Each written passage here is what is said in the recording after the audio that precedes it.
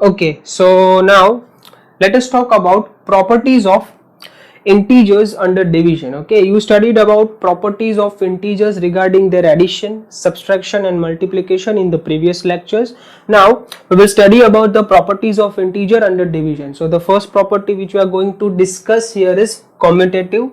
You know that it is regarding order. So let us check, that is A divided by B is not equal to B divided by A. Now let us see with the help of an example. Now suppose I divide 2 divided by 4 and 4 divided by 2. Let us solve. 2 divided by 4 will give you 1 divided by 2. Okay, and on this side 4 divided by 2 will give you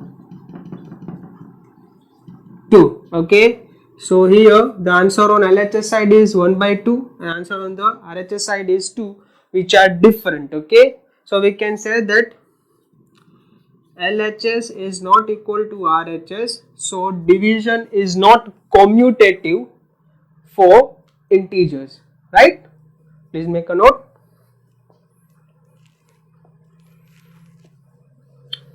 Now let us discuss about the second one, that is the associative one. Okay, so the second property is associative property. Okay, that is the basis of groups. So that is A divided by B divided by C will not be equal to A divided by B divided by C. Let us see with the help of an example, that is 2 divided by 4 divided by 3 will not be equal to, let us check, that is 2 divided by 4 divided by 3. Now first of all need to solve this, that is 2 divided by 4 divided by 3. Okay, so 4 divided by 3, there is nothing. Now let us divide it by 2. Okay, so 2 divided by 4 divided by 3. Have you solved the same?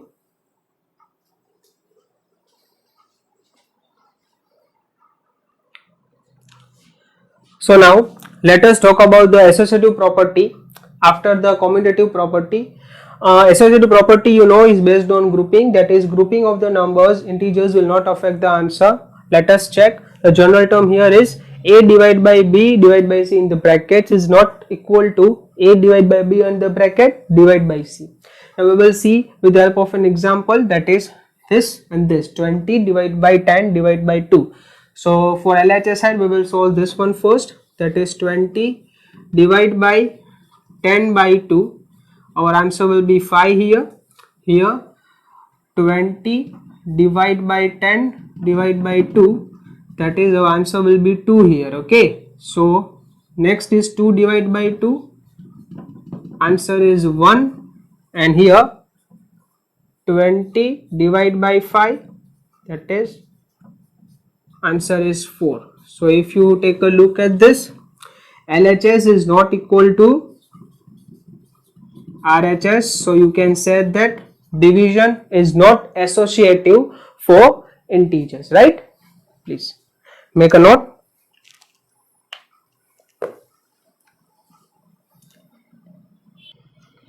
Similarly, another two properties of integers for division is anything divided by 1 will be the number itself, that is 4 divided by 1 is 4. Okay, similar to what we studied in multiplication, and similarly anything divided by 0 will give you the answer 0. Okay, now another exception here is We know that if we divide 4 by 0, we get 0. But what if 0 is divided by 4? Your answer will be infinity, which can be said as indefinite. Okay, this means that there is no value to it. We can't define. Okay, there is no definition regarding, so it is known as infinity. It can be any number. There is no definition. There is no definity, right? So please make a note.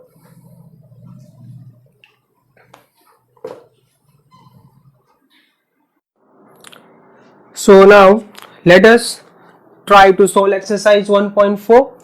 Question number 1 is related to evaluation. So let us solve the sums. The number 1 is negative 30 divided by 10. Okay, so negative 30 divided by 10. These and these are cut.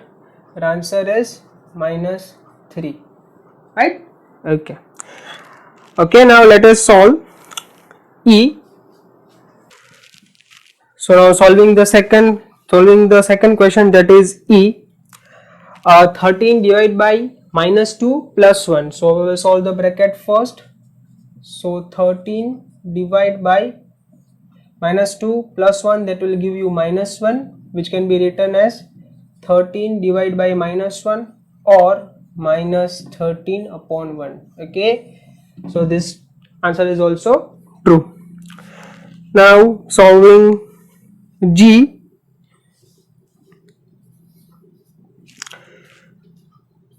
Minus 31 divided by, under brackets, negative 30 plus negative 1.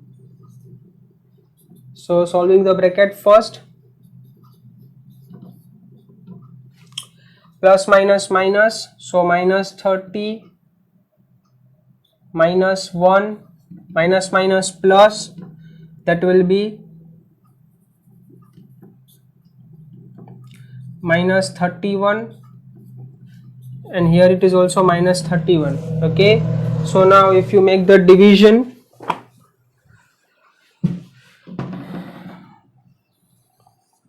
of this here, so it will be minus 31 divided by minus 31. So your answer will be not 0 but 1.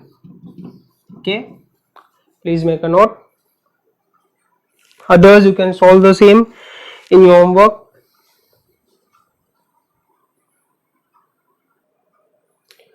Okay, now in the second question, it is given that verify a divided by bracket b plus c is not equal to a divided by b plus a divided by c. Okay, so here in short, in precise manner, they have asked you to prove that whether integers are distributive for division or not. Okay, this is nothing but the general form of distributive for integers. Okay, so now let us start solving with the first part.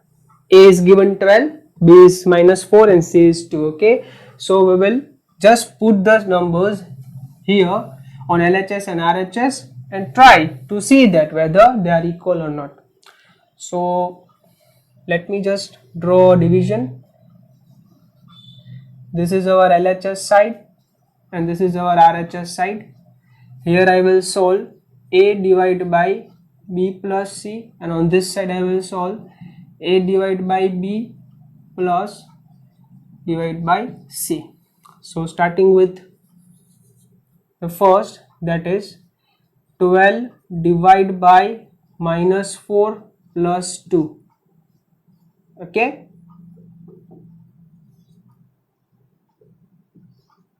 similarly here 12 divided by minus 4 plus 12 divided by 2. So solving this first, 12 divided by plus minus minus, sign of greater, so 4 minus 2, that is negative 2 here. Okay, now solving this, that is 12 divided by 4 will give me 12 divided by negative 4 plus 12 divided by 2. So this will give me 4 into 3 and 6 into 2. So this will give me minus sign, that is minus 3 plus 6, and this will give me 12 upon 2. So 6 into 2, that is minus sign here, that is minus 6 here. It will give me plus minus minus sign of greater, that is 3 here. Okay, so if you take a look at this, LHS is minus 6, RHS is 3, so therefore LHS is not equal to RHS, hence proved. Okay, we have to prove that this and this, that is this is not equal, that is LHS and RHS is not equal, and we have proved the same by solving the same. Okay, please make a note and you can try B at your home.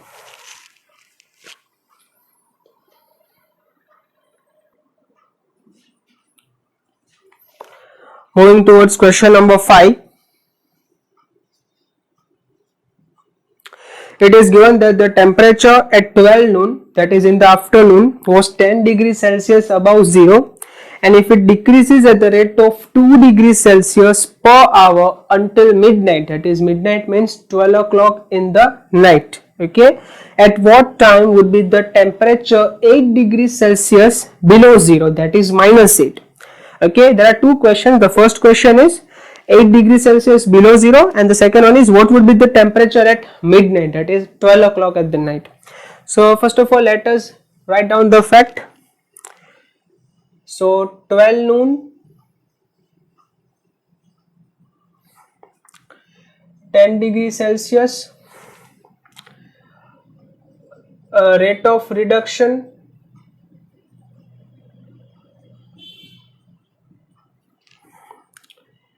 (2 degrees Celsius). At what time would be the temperature 8 degrees Celsius below? So time 8 degrees Celsius, negative 8 degrees Celsius, and what will be the temperature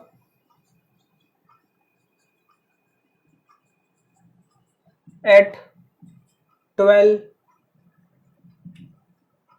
midnight. Okay, so first of all, let us solve the first part, that is this. So let us understand by this way. Suppose okay,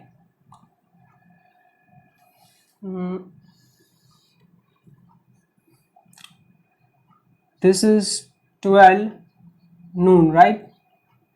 And the temperature here is 10 degrees Celsius.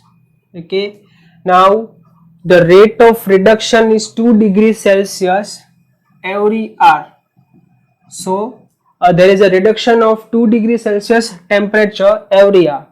So now we need to go towards the time at negative 8 degrees Celsius, that is below zero. So let us start with 10. Okay, so 10 reduced by 2, that is 8, then it will be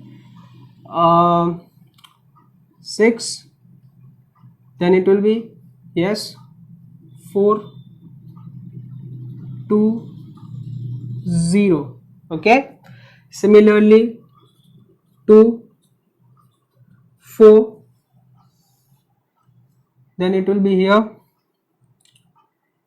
6 and 8. Okay, anything below 0 will be denoted as negative, and above 0 is positive. Okay, so now let us calculate the time, that is 12 noon. Okay, and the reduction is of 2 degrees Celsius every hour. So this is 1 o'clock, 1 p.m., then it is, yes, 2 p.m., 3 p.m., 4 p.m., 5 p.m., 6 p.m., 7 p.m., yes, then it is 8 p.m. and 9 p.m. Okay, so at 9 p.m. in the night, our temperature will reach to minus 8 degree Celsius. Okay, So this is our answer, that is the time will be 9 p.m. Okay, hope you are clear. Now solving the second part, that is what will be the temperature at 12 or midnight. So temperature at 12 or midnight will be, that is, let us move further, 9, then it will be here it will be reduction of 10, so here it will be 10 p.m. Okay, similarly that is 11 and 12 am, that is at night. It is am or pm? Yes, 12 am night. Okay, that is midnight. Now let us calculate the temperature, that is here it's 10, then it will be 11, no 11, it will be 12, and here it will be 14. So answer will be minus 14 degree Celsius. So the temperature at 12 midnight will be negative 14 degrees Celsius. So please make a note. There are many other ways to solve this question, but you need to be sure that this is totally based on the basis of concept. If you have any shortcut method for you, if you have any shortcut method of your own, you can also use the same to solve the question. Okay, this is just a done for the conceptual clarity of the question. Okay, so please make a note.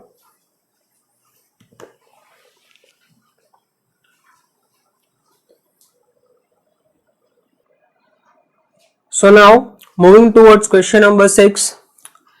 So for the correct answer, there were total 3 marks given. For every incorrect answer, there was negative 2 marks, and for no answer, there are 0 marks. Okay.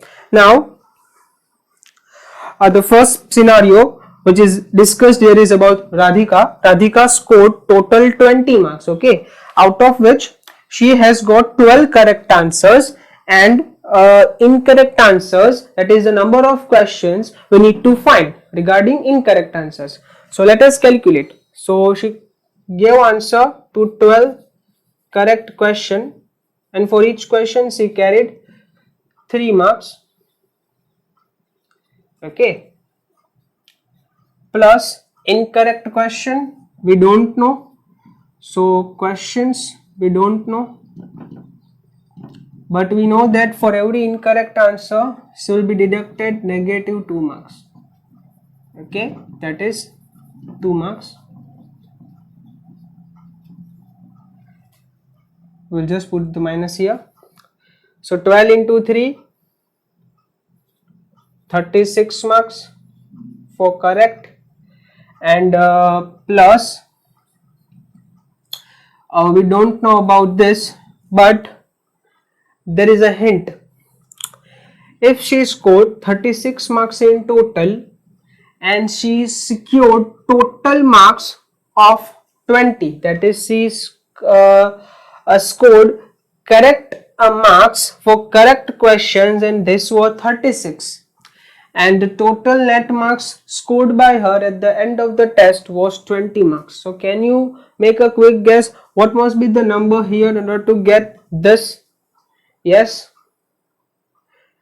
your answer must be here 16. How?